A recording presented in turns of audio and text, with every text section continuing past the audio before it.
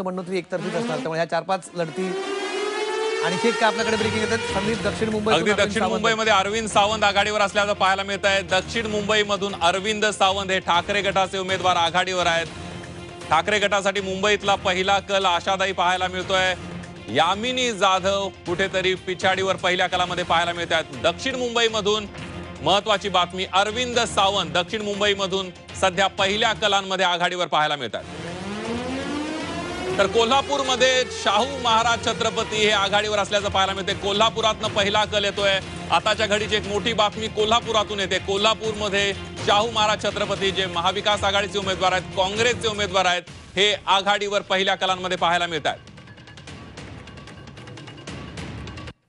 Exit poles मध्ये काय जे अंतर सुरुवातीला वर्तवले जात होते त्याच्यात आणखी काही आपल्याकडे अपडेट पुढची येते कुठली?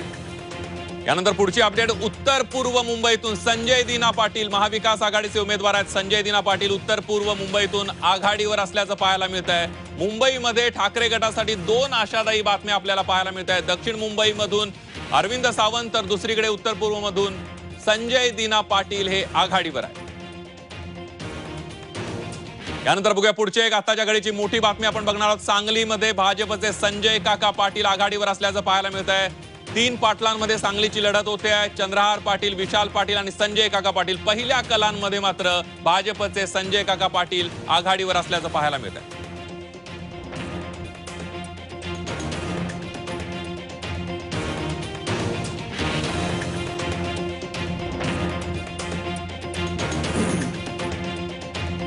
सुरुवातीचे हे कल आहेत आपल्याकडे. अजूनही जसं म्हणतो हे सुरुवातीला हे पोस्टल बॅलेटचं त्यांना कल म्हणणं फार संयुक्तिक राहणार नाही. पण मुंबईतला पण बोलूया. अरविंद सावंत आघाडीवरती आहेत मुंबईमध्ये. संजय दिना पाटील आघाडीवरती आहेत ईशान्य मुंबईतून. सध्याच्या सुरुवातीला मुंबई एक खूप महत्त्वाची लढत इथे असणार आहे. शैलेंद्र अनेक वर्ष मुंबईत कव्हर केलंय. अनेकांचं म्हणणं आहे की निवडणूक प्रचारातला एक सगळ्यात महत्त्वाचा